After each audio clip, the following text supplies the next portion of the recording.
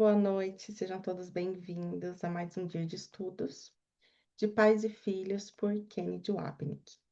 Vamos dar seguimento agora da página 34. Em psicologia, é quase axiomático que crianças abusadas cresçam para se tornar pais abusadores. E então, se nós não superamos os abusos cometidos contra nós em nossa infância, certamente nós não superaremos isso como pais ou figuras parentais, até mesmo dirigentes. Portanto, nosso passado não consegue deixar de ter um efeito deletério sobre como tratamos filhos ou pessoas subordinadas a nós. Nós lemos esse trecho no último encontro, e se a gente for olhar para a nossa vida, para a forma como a gente trata os nossos filhos, alguma coisa a gente acaba replicando. Aqui diz que provavelmente, né, crianças que foram abusadas podem se tornar abusadores. Mas desde que ela faça a escolha de olhar para essa dor, corrigir o seu pensamento e escolher outra vez, ela pode escrever uma nova história. Só que o abuso aqui, ele se manifesta de diversas formas. Quantas vezes, por exemplo, a gente não projetou, estendeu diante dos nossos filhos a agressividade com a qual nós achamos que fomos tratados? O que a gente trouxe na nossa identidade daquilo que ficou em nós, da forma como o nosso pai e a nossa mãe nos tratou, da forma como os nossos professores nos tratou. Quando a gente não toma consciência disso, aqui está dizendo que a gente só continua replicando e projetando o mesmo comportamento. Às vezes de forma muito sutil.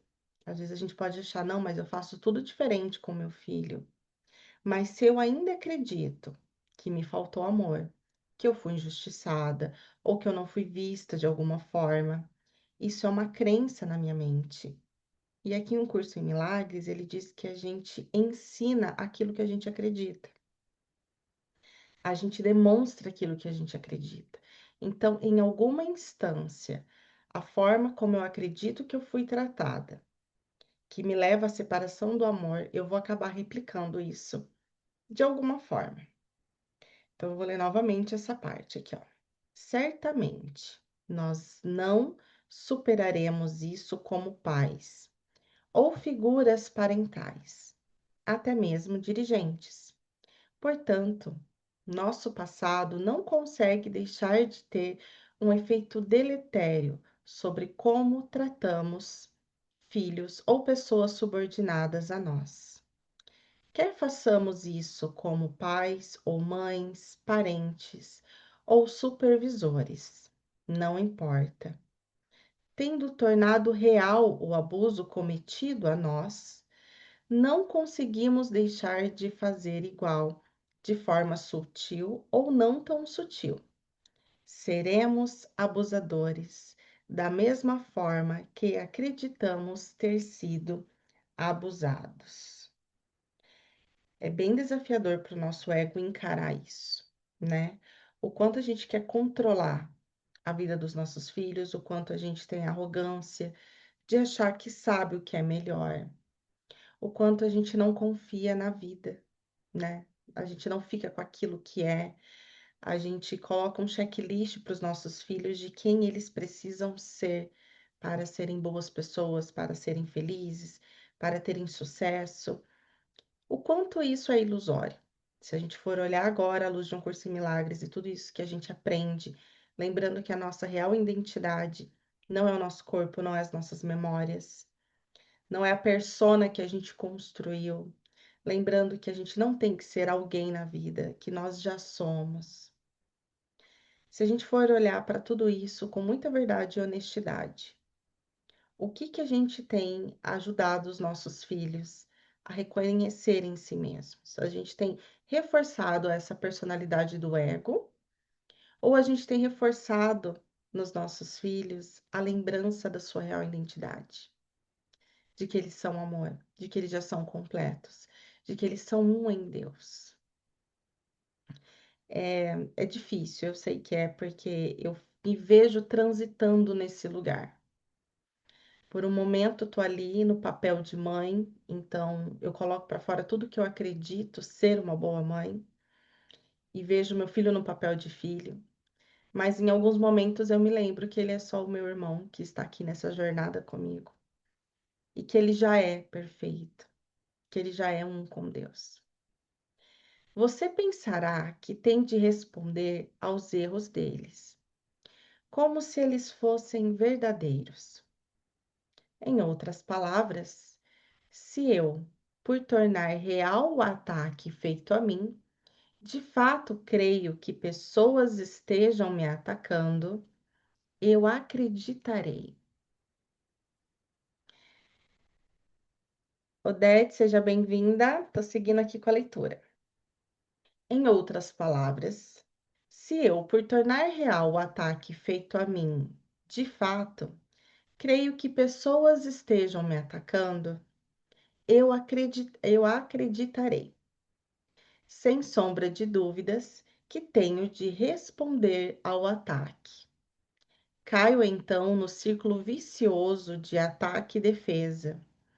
Me sinto culpado, ataco você e, inevitavelmente, creio que você irá me atacar. Em represália, eu me esqueço de que ataquei primeiro e agora percebo unicamente o seu ataque, o que explica e justifica minha necessidade de defesa. A lição 153. A minha segurança está em ser sem defesas. Descreve esse círculo vicioso, explicando que projetamos raiva, culpa e medo no outro e depois rapidamente esquecemos de nosso ataque a nós mesmos. Dessa forma, atacando a todos, nos sentimos justificados por ter feito isso, porque tudo o que conseguimos ver são os ataques dos outros a nós. Bill não se deu conta de que, de fato, ele queria que os seus pais preferissem sua irmã a ele e que seu pai destruísse seu consultório. Isso é demonstrado por ele a estar em ciência de seus sentimentos, sabendo que esse é o caso, porque, como já foi destacado, por sempre relatá-la, ele se apegou a essa história, como todos nós fazemos, justificando suas reações de que ele percebia como as rejeições de seus pais a eles. Vamos olhar para essa parte, porque é algo bem desafiador em Um Curso em Milagres, quando ele diz que a minha segurança está em ser sem defesas. E que quando eu ataco o outro, eu estou me preparando já para me defender, que é um ciclo vicioso. Eu ataco para me defender, né? E se sou atacada, me defendo atacando. Geralmente é assim. Se a gente for olhar para o nosso comportamento, quantas vezes a gente é grosso ou mal educado, ou fecha a cara, ou tem uma ideia de que algo está acontecendo quando na verdade nem está acontecendo. A gente se afasta das pessoas. Por quê? Porque é a nossa forma de se defender.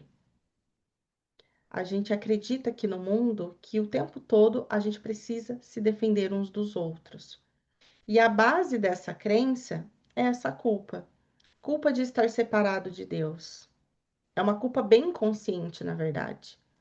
Então, quando aqui Jesus diz que a minha defesa, que a minha segurança está em ser sem defesas, aqui a gente vai trabalhar essa confiança de que eu já sou perfeito em Deus. Então, meu irmão também é. E a gente precisa estar muito presente para conseguir manter a mente nesse lugar. Porque o que que acontece? Se eu, por exemplo, no exemplo ali da Odete, que sofreu muitos julgamentos na infância. Se você está andando na rua e rapidamente você vê pessoas em grupinho olhando para você, talvez a primeira coisa que vem na mente é: estão falando de mim. Ou o que que eu falei de errado? Será que eu tô estranha? O que que eu tô vestindo? O que que eu tô fazendo? Por que que estão me olhando assim? Percebe que já vem no automático o ego trazendo memórias registradas de experiências vividas, aonde você sentiu dor e sofrimento. Aí ele congela aquilo no nosso inconsciente. Então, quando parece que eu vou viver algo parecido, a gente já sai do presente e a gente vive de passado. E a gente traz esse ataque.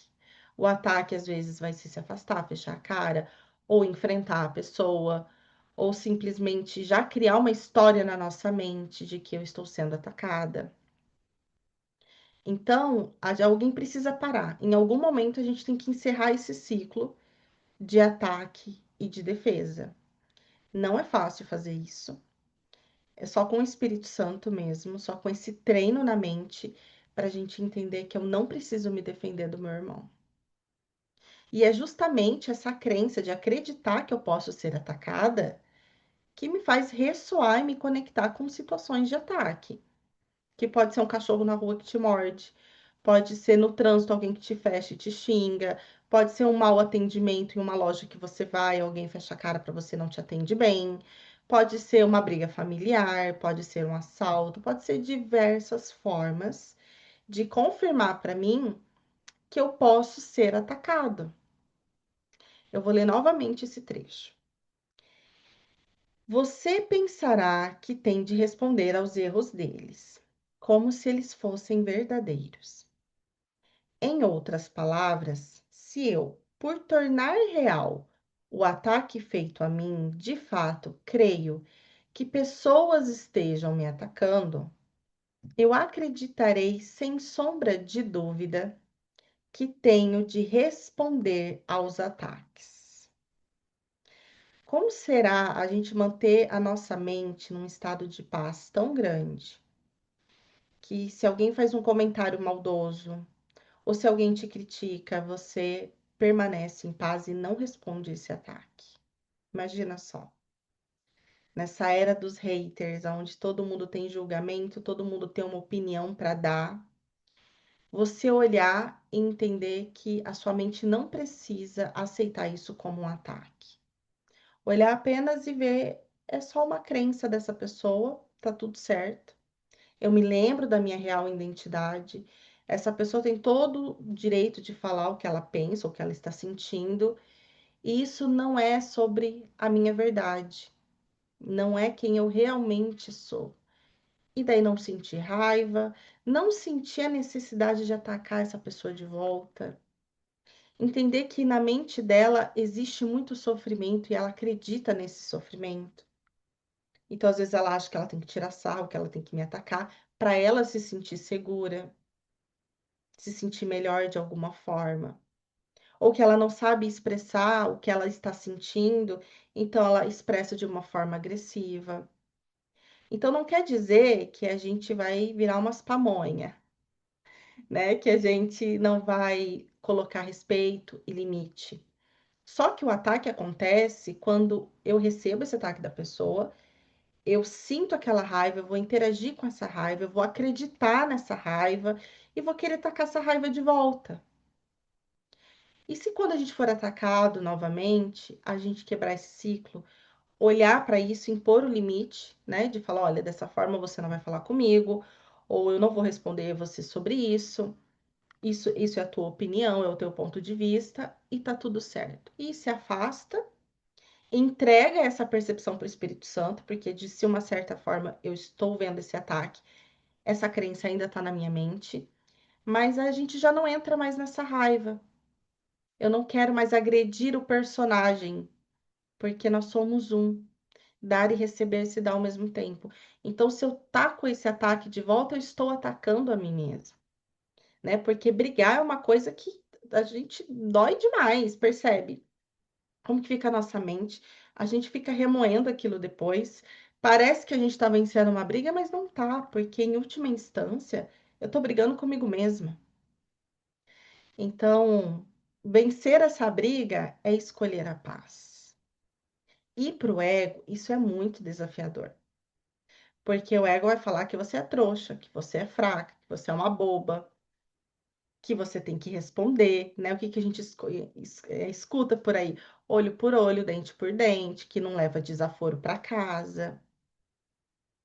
Então, imagina a diferença que seria se toda a humanidade acessasse esse nível de consciência, de entender que a gente é uma coisa só, que nós somos uma única consciência e que eu não posso fazer mal para o meu irmão sem estar fazendo mal para mim mesmo.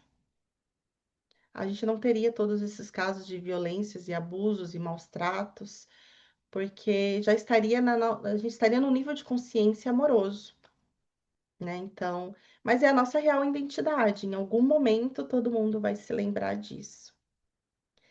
Então, vou ler aqui novamente, porque o objetivo é a gente entender o que eu carrego ainda de crença sobre ter sido atacado na minha infância, sobre a forma como eu me relacionei com os meus pais, que se eu não perdoo isso, eu vou acabar projetando isso na forma como eu educo os meus filhos, ou na forma como eu ensino os meus filhos a perceber o mundo.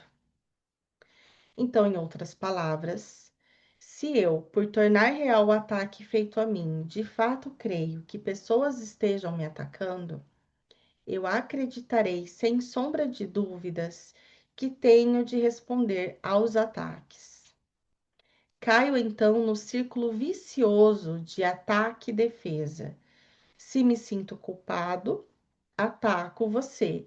E, inevitavelmente, creio que você irá me atacar em represália. Eu me esqueço de que ataquei primeiro e agora percebo unicamente o seu ataque, o que explica e justifica a minha necessidade de defesa. A lição 153. A minha segurança está em ser sem. A minha segurança está em ser sem segurança. Descreve esse círculo vicioso explicando que projetamos raiva, culpa e medo no outro e depois rapidamente esquecemos do nosso ataque e nós mesmos, dessa forma, atacando a todos, no sentido justificado por ter feito isso, porque tudo que conseguimos ver são os ataques dos outros a nós. Bill não se deu conta de que, de fato, ele queria que seus pais preferissem sua irmã a ele e que seu pai destruísse seu consultório. Isso é demonstrado por ele por estar em ciência de seus pensamentos, sabendo que esse é o caso, porque, como já foi destacado, por sempre relatá-la, ele se apegou a essa história como todos nós fazemos, justificando suas reações ao que ele percebia como as rejeições de seus pais a ele. Reagindo autodestrutivamente, você está dando aprovação às percepções equivocadas deles. Nós, de fato, em realidade, aprovamos as percepções equivocadas deles porque nós cremos ser de fato as pessoas terríveis que eles pensam sermos. Primeiro, nós julgamos fracos, vulneráveis e pecadores, o que significa que os outros nos tratarão dessa maneira, para que lhe damos autorização, para assim nos tratarem.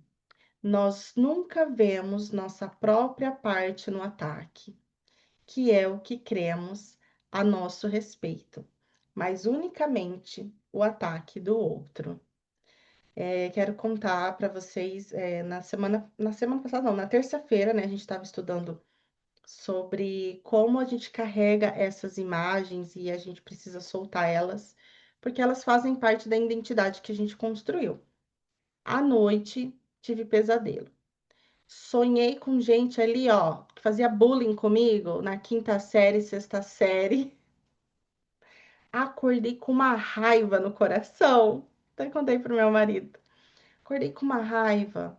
Eu falei, gente, olha que incrível, porque eu tô pedindo para ver a verdade, né? Estou olhando para todas essas coisas e o Espírito Santo me trouxe à tona, através de um sonho, memórias que ainda estão aqui.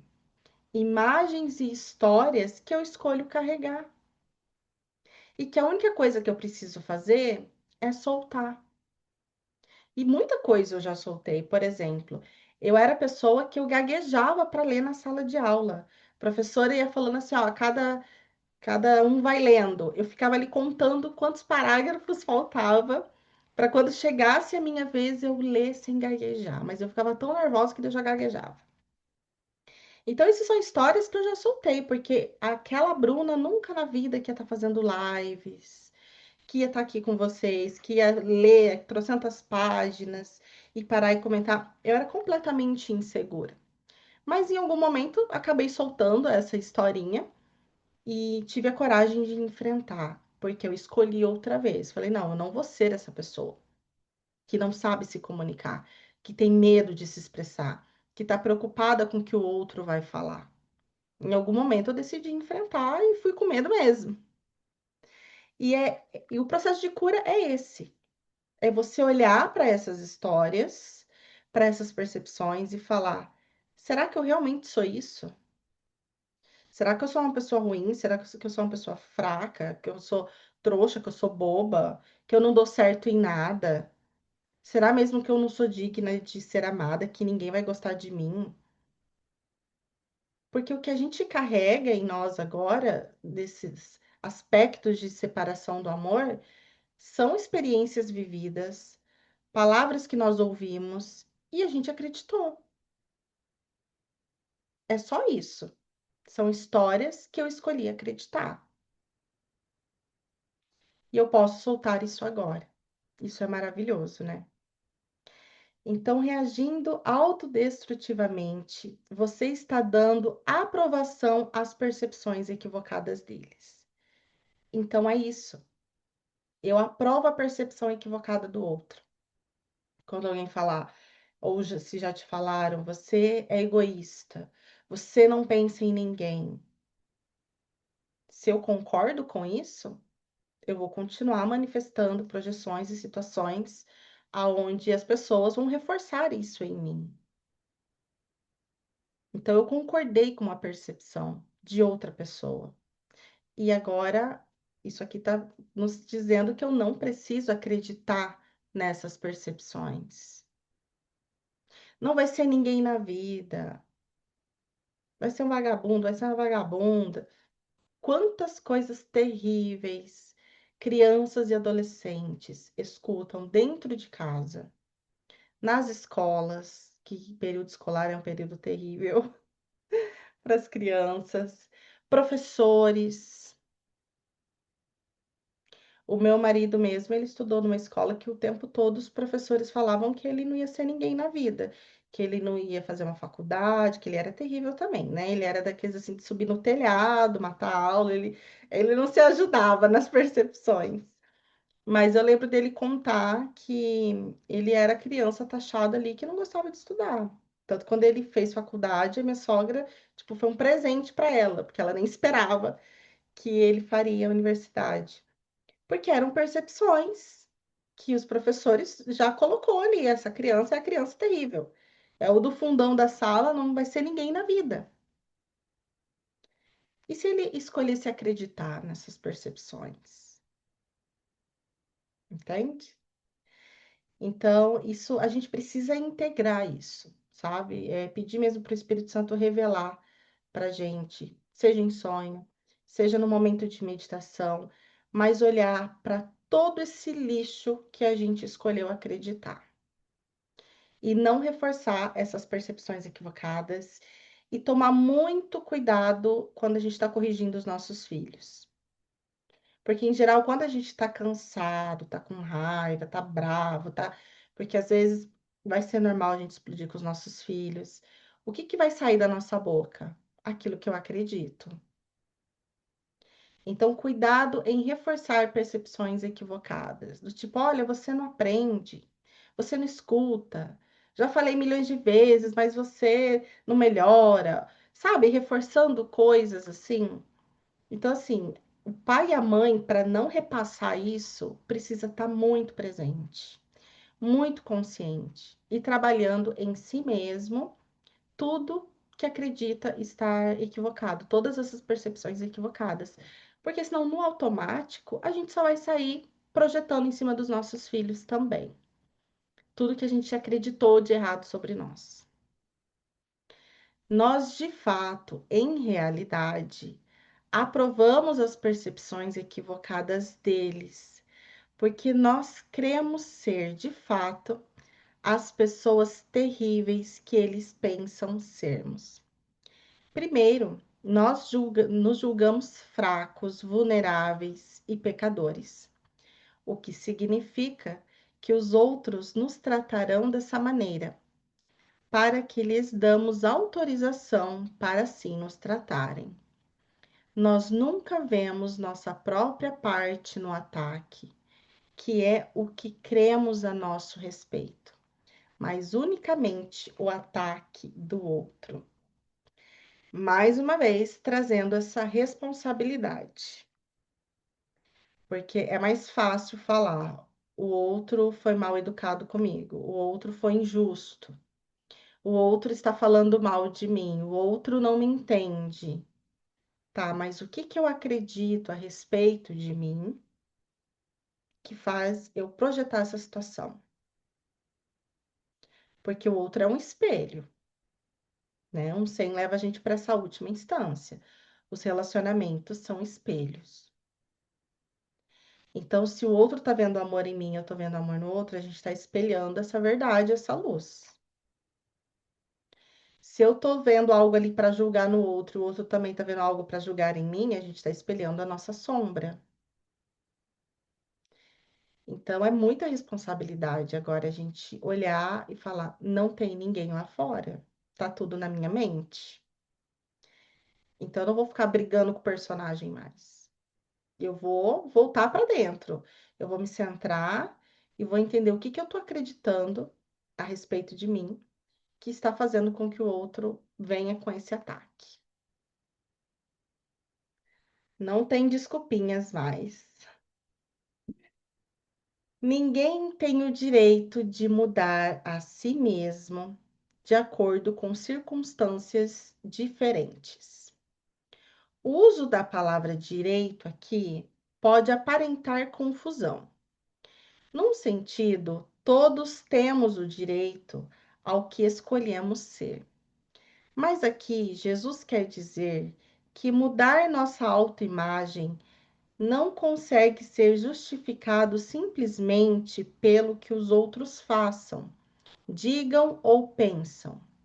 O fato deles nos tratarem de uma forma hoje e de outra amanhã não justifica alterarmos nossa autoimagem, que por isso não vem de fora. Nossa autoimagem não depende do amor ou do ódio ou de qualquer sentimento que tenham por nós. Como nós sentimos a respeito de nós mesmos, só consegue vir de um único lugar, da nossa própria decisão interior de tomarmos conosco mesmo.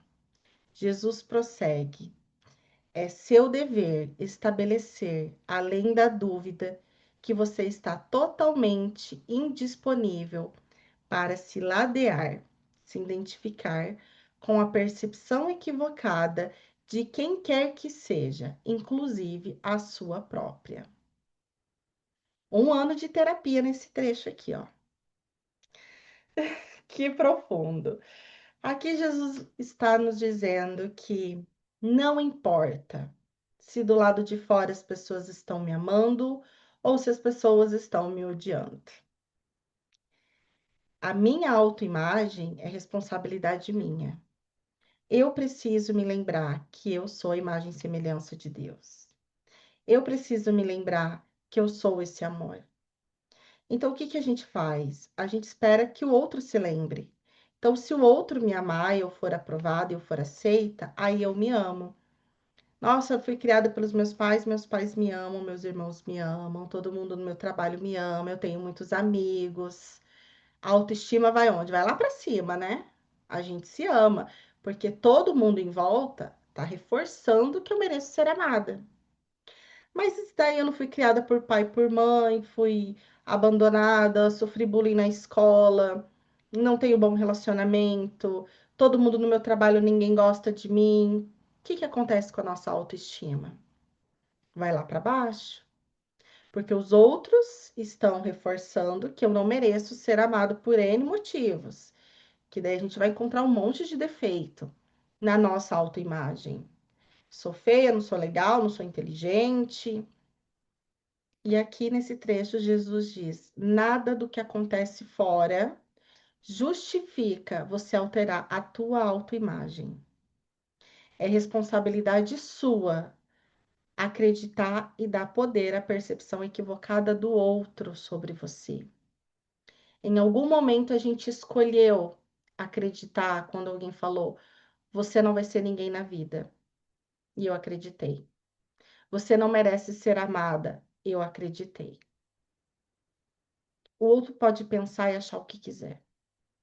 A escolha de acreditar é nossa. Isso é muito profundo.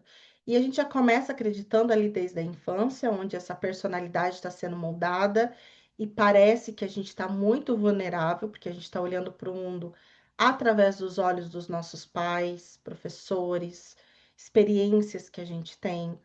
Só que agora, na vida adulta, conforme a gente vai amadurecendo emocionalmente e espiritualmente, a gente pode escolher outra vez. Então, eu vou ler esse trecho de novo e peça para o Espírito Santo trazer na tua mente. O que que eu estou acreditando que são percepções de outras pessoas? O que que ainda existe em mim que me separa desse amor? Que eu posso escolher outra vez e me lembrar que a minha autoimagem, ela é imutável. Porque se eu acredito que eu sou a imagem e semelhança de Deus, eu sou perfeita. O quanto é fácil para você aceitar que você é perfeito? Dá uma resistência do tipo, não, falta muito, perfeito era Jesus. Não, tenho muita coisa ainda para melhorar, não sou perfeita, não. Então, se dá uma resistência de tipo, nossa, jamais vou abrir a boca para falar que eu sou perfeita. Porque o mundo não olha bem para os perfeitinhos, né? O mundo olha de uma forma até de chacota. Olha a santinha, olha a perfeitinha. A gente usa isso também como desculpa para justificar os nossos erros. Eu sou um ser humano, eu não sou perfeito. Olha o tamanho do equívoco, que a nossa mente é treinada para concordar. Então, eu vou ler novamente essa parte, vamos sentir o que que mexe aqui. O uso da palavra direito aqui pode apresentar confusão. Num sentido, todos temos o direito ao que escolhemos ser. Mas aqui Jesus quer dizer que mudar nossa autoimagem não consegue ser justificado simplesmente pelo que os outros façam, digam ou pensam. O fato deles nos tratarem de uma forma hoje e de outra amanhã não justifica alterarmos nossa autoimagem, que por isso não vem de fora. Nossa autoimagem não depende do amor ou do ódio ou de qualquer sentimento que tenham por nós. Como nós sentimos a respeito de nós mesmos, só consegue vir de um único lugar, da nossa própria decisão interior, que tornamos conosco mesmos. Jesus prossegue. É seu dever estabelecer, além da dúvida, que você está totalmente indisponível para se ladear, se identificar com a percepção equivocada de quem quer que seja, inclusive a sua própria. Muito treino na mente, muita honestidade e responsabilidade para a gente olhar para nossa autoimagem. O que que eu estou acreditando ser verdade? Porque a verdade mesmo é que eu sou amor. Todo o resto é ilusão. Essa é a nossa função. E dever se refere a estabelecer, além de qualquer dúvida, de que não estamos disponíveis para ladear quaisquer percepções equivocadas de quem quer que seja a nosso respeito. Outros estão livres para pensar o que queiram a nosso respeito, mas isso nada tem a ver conosco, a não ser que escolhamos concordar com eles. Isso significa que o problema não está no que eles pensam, digam ou façam, mas no que nós pensamos e dizemos a nosso respeito. Da mesma forma, ataques não têm efeito sobre nós, até que acreditamos, em algum nível, que eles sejam explicáveis, aplicáveis e justificados. Nas terapias, eu já atendi muitas pessoas que sempre repetem a frase assim: eu não sou uma pessoa fácil. Eu tenho um temperamento forte. Eu sou uma pessoa muito difícil.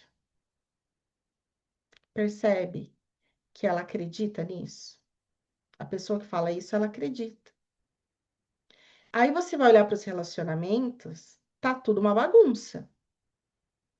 Porque ela acredita que ela não é uma pessoa fácil, então como que um relacionamento, seja amoroso, amizade ou familiar, vai ser um relacionamento de paz? Ela vai precisar confirmar o tempo todo que ela não é uma pessoa fácil. Então não tá numa questão de mudar o comportamento, do tipo, olha, seja mais educada, respira, conta até 10, pensa 2 vezes, tenha mais paciência. Ou se afaste, então, das pessoas que te dão gatilho, tente não brigar. Percebe que a mudança não vai ser num nível de comportamento? Que se a gente tentar mudar o comportamento dessa pessoa, não vai chegar em lugar nenhum.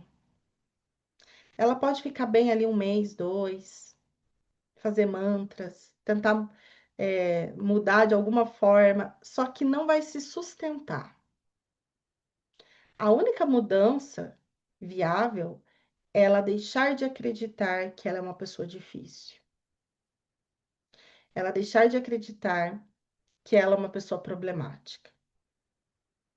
Então é muito importante a gente entender que aquilo que eu acredito, eu estou demonstrando, eu estou projetando. Não tem para onde fugir. O que eu estou vendo fora é o que eu acredito. Então, reconhecer essas percepções, porque não é do nada que uma pessoa acredita ser uma pessoa difícil. Alguém falou isso para ela e ela acreditou, provavelmente na infância. Então, aí entra mais uma vez a responsabilidade que nós temos sobre o que a gente fala para os nossos filhos. A gente que está escolhendo ter essa maturidade emocional e espiritual, estar presente no momento que a gente está educando os nossos filhos. Se tá com raiva, tá cansado, não é o momento de botar um monte de lixo em cima da criança. A gente pode escolher dar esse passo para trás, a gente vai educar, mas a gente vai escolher educar de uma forma consciente. Lembrando que o que parece ser ali uma criança pequenininha, que não sabe nada da vida, é teu irmão, não é teu filho. Ele é um com Deus, assim como você. Ele é perfeito como Deus o criou.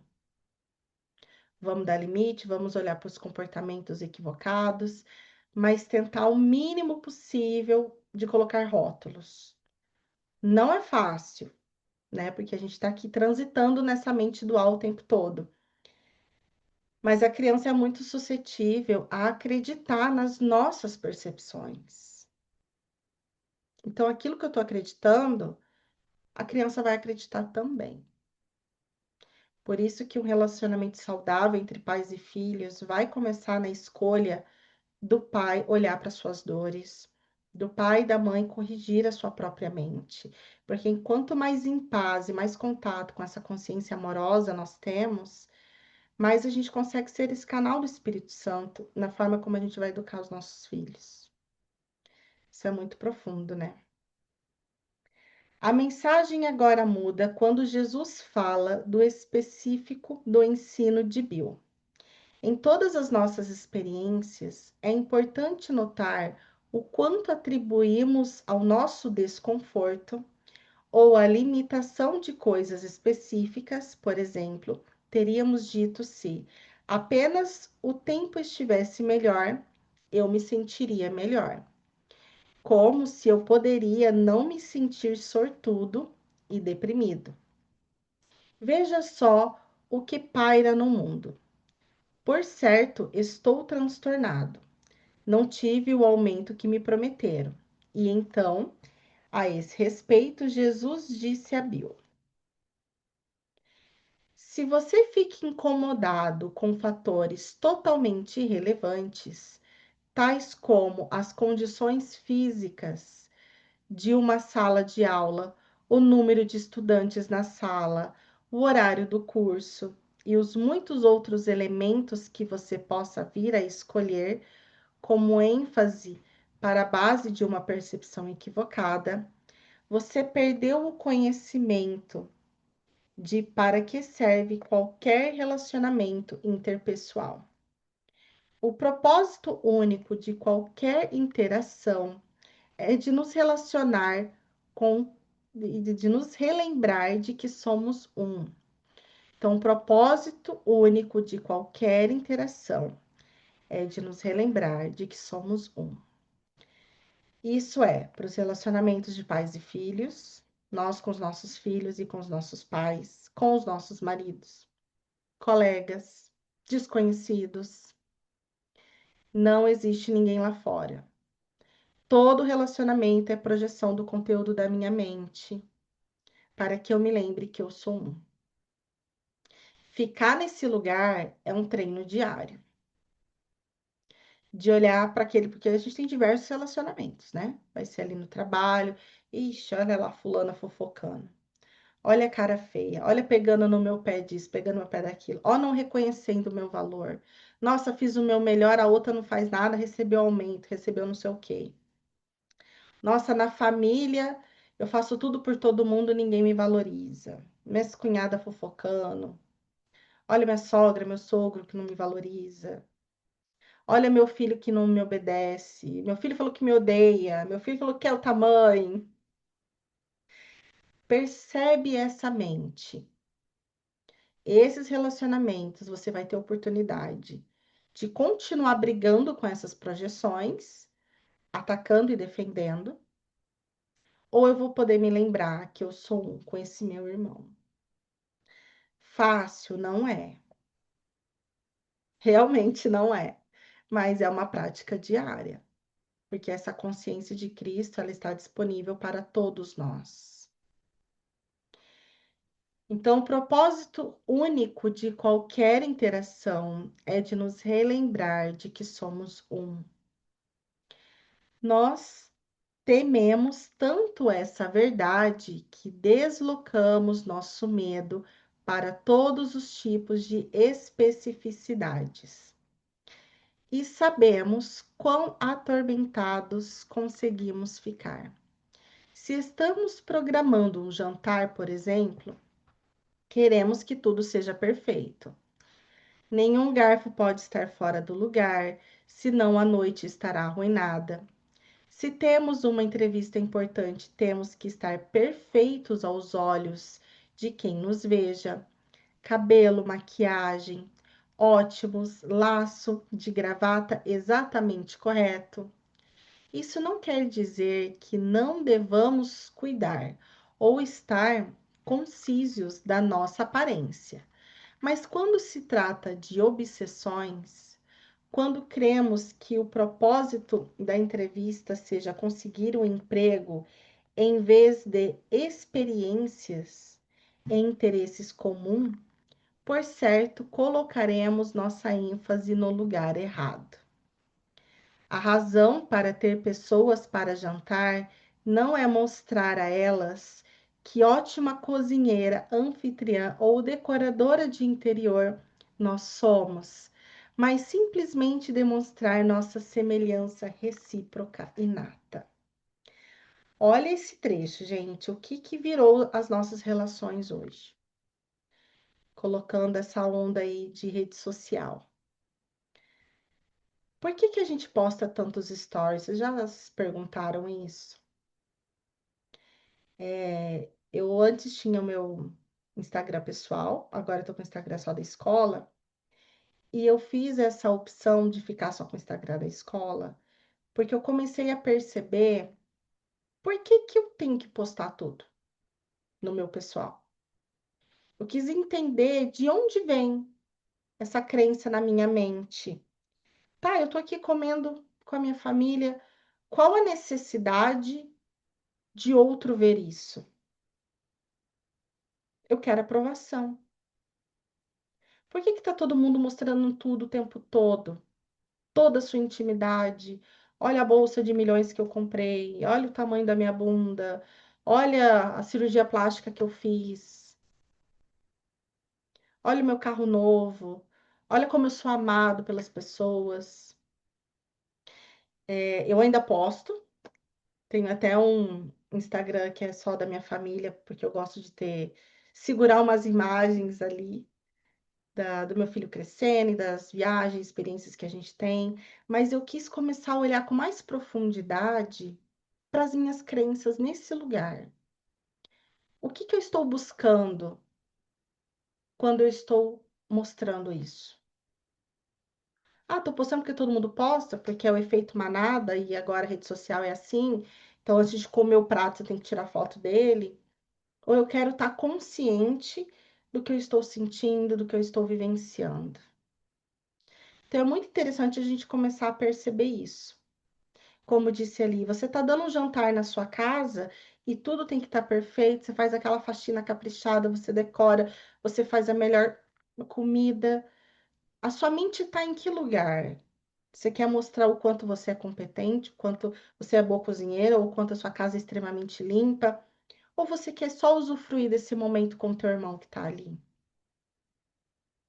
E daí você posta esse jantar para mais um monte de gente, para as pessoas verem o quanto você é amado. Então, no fundo, no fundo, no fundo, o que que a gente está buscando? Aprovação. E eu preciso ser aprovada para acreditar que eu mereço ser amada. Aí eu comecei a entender isso. E eu falei, não, eu vou começar a olhar com mais profundidade e tentar ir corrigindo isso na minha mente, porque eu quero me lembrar que eu já sou amada, que eu não preciso da aprovação do outro, eu não preciso que os outros vejam e reforcem em mim a ideia de que eu mereço ser amada. Então, a gente tem muitos relacionamentos hoje em rede social, mas tem muita gente sozinha em casa, depressiva, tomando tarja preta, deprimido, porque a vida do outro na rede social parece ser mais feliz do que a minha. Nossa, a vida do outro é tão interessante, olha como aquela pessoa é rica, como ela é amada. Aí você olha para sua própria vida e fala: Nossa, minha vida tá uma bosta. Porque olha como a vida do outro ali parece ser melhor. Só que o outro tá postando recortes, tá postando a imagem que ele quer passar. Então a gente precisa parar e olhar para dentro e perceber isso. Então, experiências e interesses comuns, por certo, colocaremos nossa ênfase no lugar errado. A razão para ter pessoas para jantar não é mostrar a elas que ótima cozinheira, anfitriã ou decoradora de interior nós somos, mas simplesmente demonstrar nossa semelhança recíproca inata.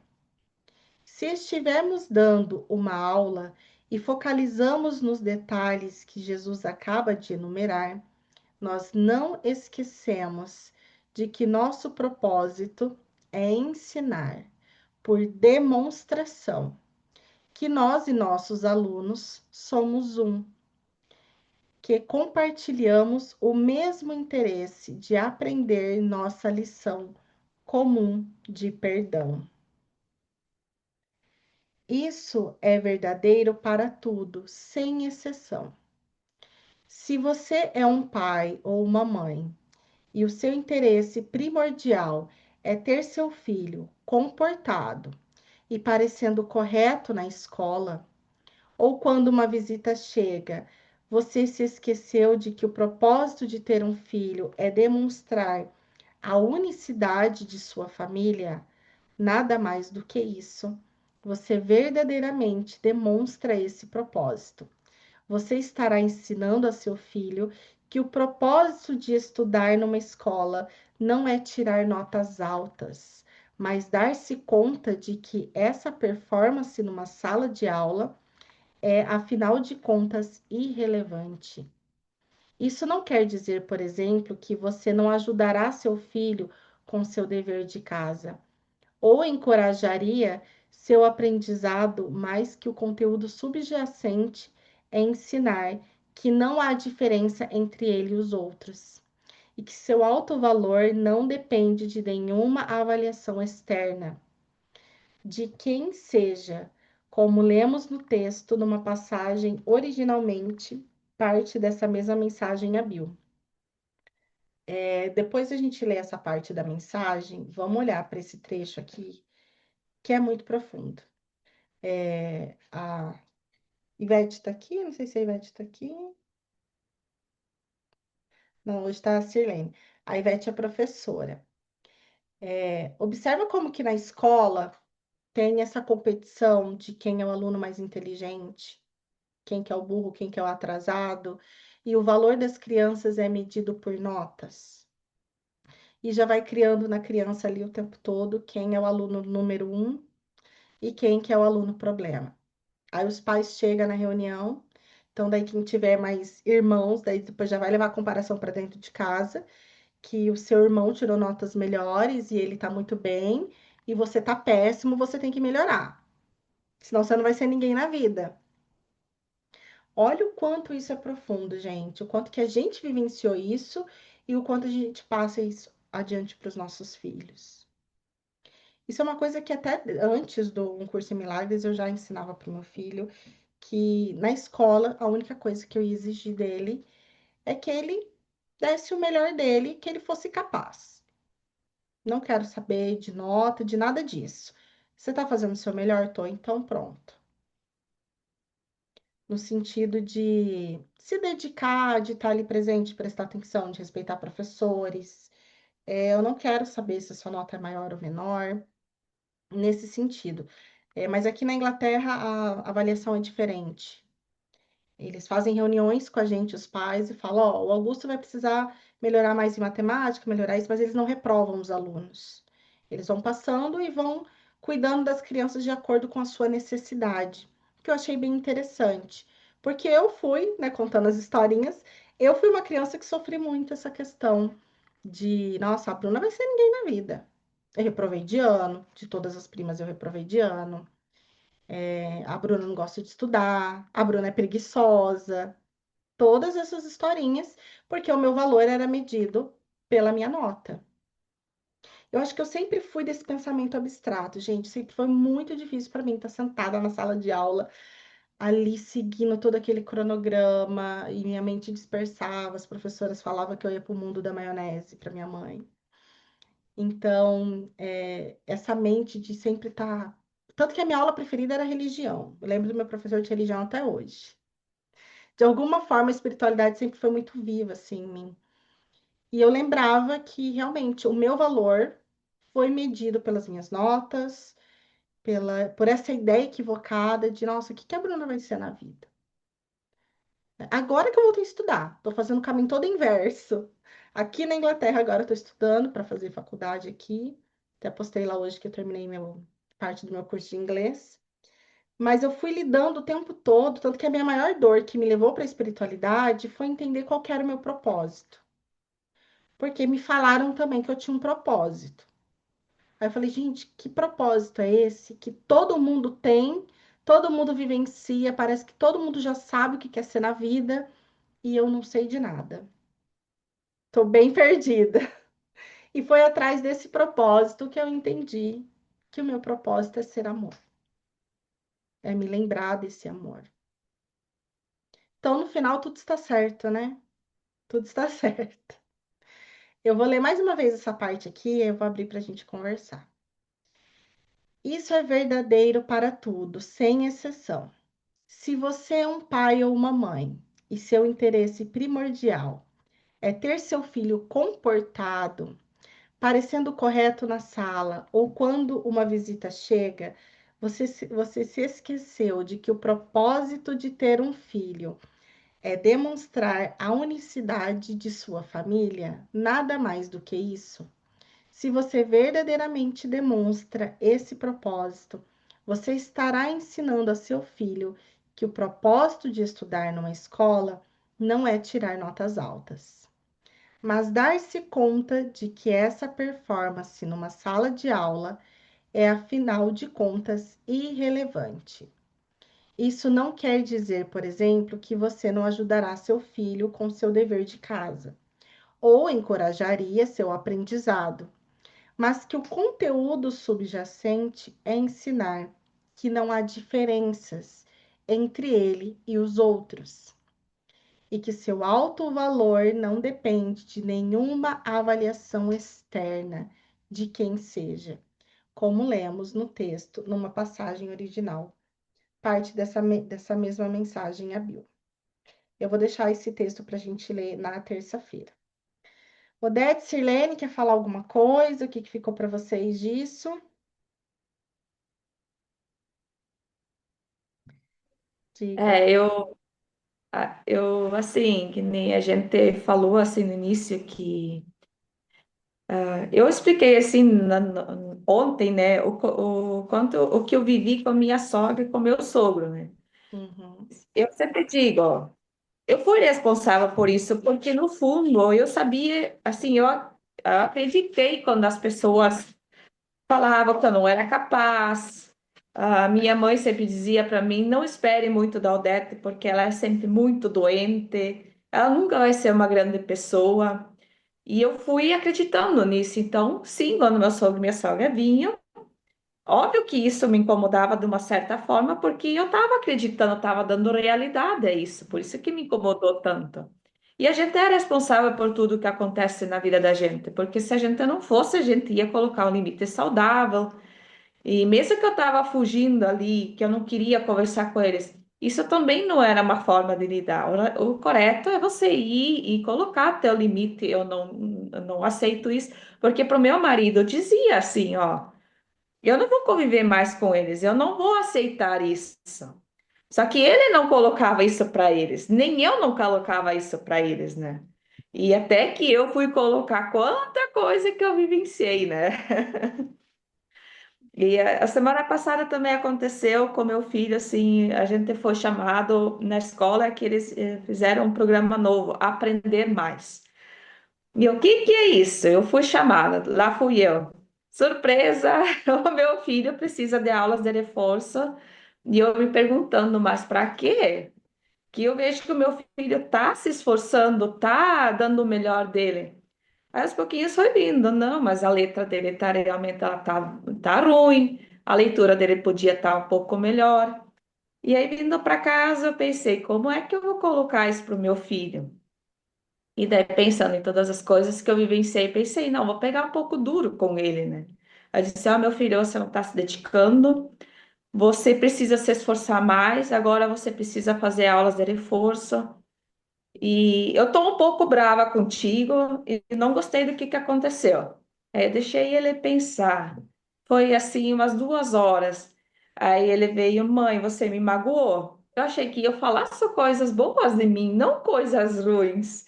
E daí ele começou, mas por que que tu ficou brava se eu sou um menino inteligente?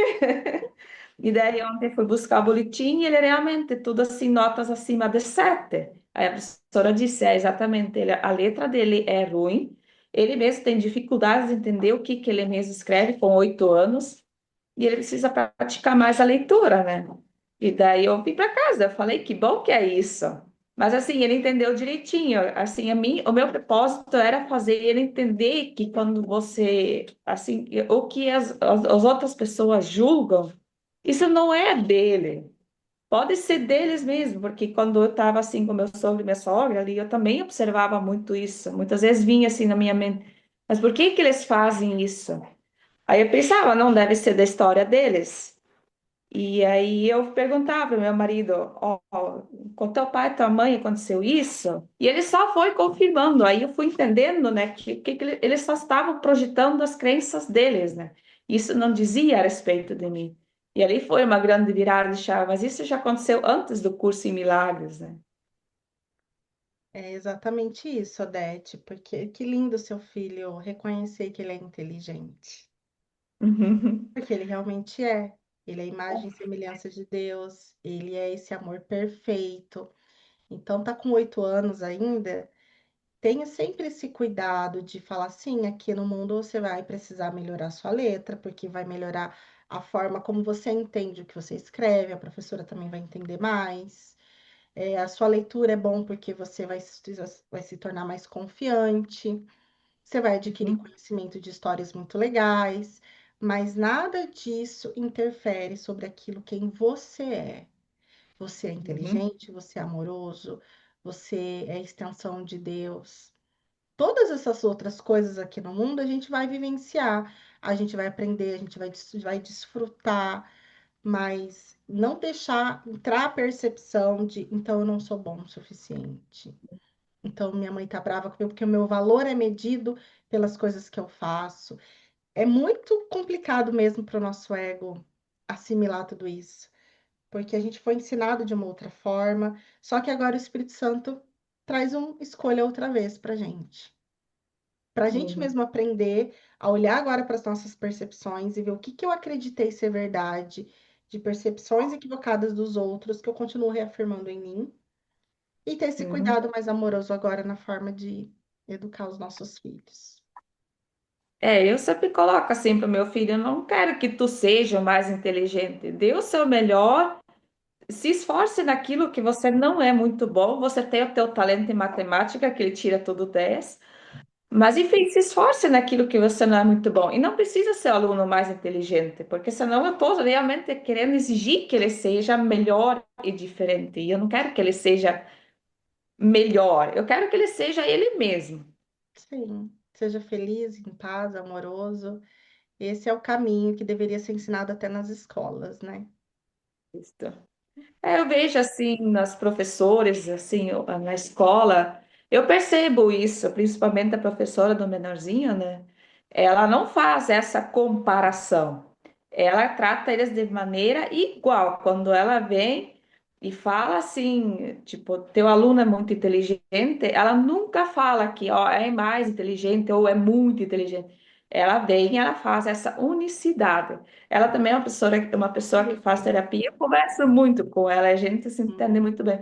Acho que de todas as pessoas que eu conheço aqui, essa professora é a que eu realmente posso conversar dessa maneira como eu converso com vocês.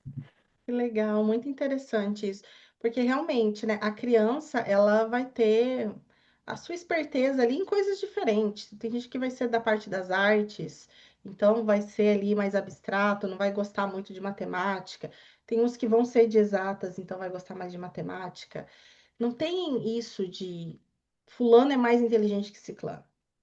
Todos nós Hum. somos, né? E ainda olhando para um curso em milagres, somos uma única consciência, todos nós compartilhamos essa perfeição. E aqui a gente vai demonstrar de formas que parecem ser diferentes. É isso. E aí, Sirlene, tá quietinha aí só escutando? Estou aqui escutando, Bruna. Eu tenho uma história, quando meu filho estava na terceira série. Gente, eu fui uma mãe sempre assim, eu nunca fui muito dedicada. Eu nunca fui muito dedicada, sabe? Eu nunca fui muito de cobrar, aquele tipo de mãe que cobra. Ixi, sempre correu solto o negócio. Eu sou mais relax, relaxada nesse sentido, assim. De boa, né? Uhum. Na terceira série, eu tenho mais preguiça do que ele com o negócio de escola, né? Bom, Hum. na terceira série a professora me chama. Aí ela fala assim, ele mudou de escola, né? E tá no comecinho do ano, a professora fala assim, olha, o teu filho precisa, ele não sabe a tabuada. Falei, não? Ele falou, não. Ele tem que saber a tabuada já, até o 12 completa. Falei, ah. E eu falei, não sabe, Teodoro? Nem sabia que ele não sabia. Ela falou assim, ele não, isso foi numa sexta-feira. Ele não sabe. E segunda-feira eu vou tomar de novo a tabuada dele. Eu quero ver. Ele vai ter que saber essa tabuada até segunda-feira. Ele vai ter que decorar até segunda. É brava, ficou brava. Uhum. E eu falei, meu Deus, do céu, e agora? Aí eu falei, então tá. Miss Johnson, o nome dela. Tá bom, Miss Johnson. Segunda-feira vai tomar de novo, tá? Aí ele, coitadinho, aquela cara assim, e agora, mãe? Eu falei, não se preocupe, não, que eu vou te ajudar. Mas foi uma maratona, sabe? Eu treinando a tabuada com ele.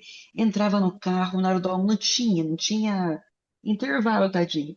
Eu falei, mas não se preocupe, não, que mamãe vai te ajudar. Fica tranquilo, você vai decorar a tabuada, viu? Bem neura. Aí ficamos naquela maratona, eu tomando a tabuada dele, tomando a tabuada dele. A gente ia passear, ia no parquinho, pra tudo quanto é lado, e eu tomando a tabuada dele, e ele, sabe? Aí na segunda-feira eu falei, seja o que Deus quiser. Aí chegou lá, Miss Johnson tomou a tabuada, ele acertou tudo. Aí quando eu fui buscar ele à tarde, né, depois da aula, aí ela chegou e falou assim pra mim, Sirlene, olha, ojalá todas as mães fossem assim como você. Porque agora ele aprendeu, mas foi assim, um fim de semana, foi a única vez que eu ajudei ele a fazer lição de casa. Um fim de semana que eu peguei firme. E nossa, ela ficou maravilhada comigo. Só que eu nunca, eu era o tipo de mãe todo o contrário do que ela imaginava que eu devia ser. E ela ficou maravilhada que eu consegui treinar ele, né, ajudar ele Uhum. a decorar a tabuada. E aí passou esse episódio, acabou. Eu nunca fiquei em cima, nem de mim eu não ficava, né? Até Ai, você decorou gente, que a doido. tabuada. Até eu tive que decorar nada para poder ensinar o que é. Mas eu sei que foi um negócio que eu não esqueço. E ela, nossa, depois ela apaixonou comigo. O negócio dela me adorava. E eu, sabe, eu era tudo ao contrário do que ela achava que mamãe devia ser. E ela era apaixonada comigo por conta disso. Eita, cada história, né, O gente? equívoco já começa aí, né? Como uma mãe É, deve ser? Quem disse que uma mãe pois é, deve ser isso ou aquilo? Uma mãe tem que ser amorosa. Uma mãe tem que ser a lembrança desse amor unificado. exato. E E quantas ela falava regras assim, as mães existem, não ligam, né? as mães não ligam, as mães não ficam em cima, as mães não sei o quê. E você, né, ela achou que eu fiz maravilhas, mas não, eu que fiquei assustada porque ela ficou brava comigo, basicamente. Você que não Eu que queria tomar assustei bronca porque da professora. eu que não queria tomar bronca, mas é professor. Ai, Bruna, aquela história, meninas. Eu não É queria tomar exatamente bronca. isso. Então, é um convite para a gente olhar para todos esses equívocos, né? Porque, Exatamente, porque é a mãe que está sendo desaprovada, aham, entendeu? A mãe não está sendo aprovada como mãe. Então, eu assustei um pouco aí, catei ele, mas eu fui gentil até, tadinho. uhum. Esse eu sei que eu fui gentil, né? Fui na E olha só como brincadeira e uma ajudando coisa ele. liga na outra, né? A gente quer ser aprovada no papel de mãe, aí a gente vai lá e exige um Uhum, monte de coisa do nosso filho, que daí ele tem que ser o filho sim, perfeito, como disse ali, o filho educado, o filho inteligente. E ali, sim, como que vai existir uma relação verdadeira? Não vai. A gente tá ego se relacionando com ego, são personagens e papéis. Eu faço papel de mãe exato, perfeita e você vai ter que ser o filho perfeito. exato. É basicamente isso, Bruno. E Bruno e a gente Débora, se perde eu não ali. sei quem mais está aqui com a gente. Uhum, A Odete. Odete. E É, aí a né, gente se gente? perde, né? Então, nossa, tá É, sendo maravilhoso para mim ler isso e olhar para as minhas percepções e perceber as percepções equivocadas minhas que eu vou reafirmando ali no meu filho. É isso, gente. É correção o tempo todo. é, Lembrar que a gente já é esse amor. exatamente. Quando a gente fica muito em cima, quando a gente entra naquele papel de general, é frustração da gente mesmo, entendeu? Uhum. É frustração nossa que a gente está descarregando em cima da criatura. Essa Sim. é a pura verdade. Tem que se perguntar por quê, né? O que que eu quero com É, isso? exatamente. Meu filho tem que Eu ser sou alguém. frustrada por alguma razão e eu estou descontando isso. Eu tenho que fazer. fazer com que ele faça o que eu não fiz, tipo assim, sabe? Uhum. É Ele tem exatamente, Bruna. O que aprovação eu que eu quero com não isso? tive. Então, é muito Isso, profundo mesmo a gente olhar com muita honestidade para isso. É um relacionamento exato, santo, né? De oportunidade de cura mesmo. exato. É, claro, né? Como todo relacionamento, pais e filhos é um dos mais complicados. É um dos mais, são os nossos salvadores mesmo. Um dos mais que exige do perdão, exige mesmo, nesse sentido de existir mesmo, né? É Exige muito isso, amor aí. gratidão, meninas. Terça a gente Gratidão pela tua continua, disponibilidade, tua perceber. disposição. E amanhã a gente se vê lá no Jorge. Sexta-feira eu tô lá, tá bom? Para Mas mim também Sexta-feira. Ah, tá, se der, é um horário um pouco complicado. Mas se der, eu entro sim. então tá bom. Às 8 da noite, né? Isso. E terça-feira estamos de volta aqui para continuar aprendendo, tá bom? Beijo para Certo. vocês, excelente restinho de Para noite. vocês também. Fiquem na paz. Beijo. Tchau, tchau. Beijo, tchau, Odete. Tchau.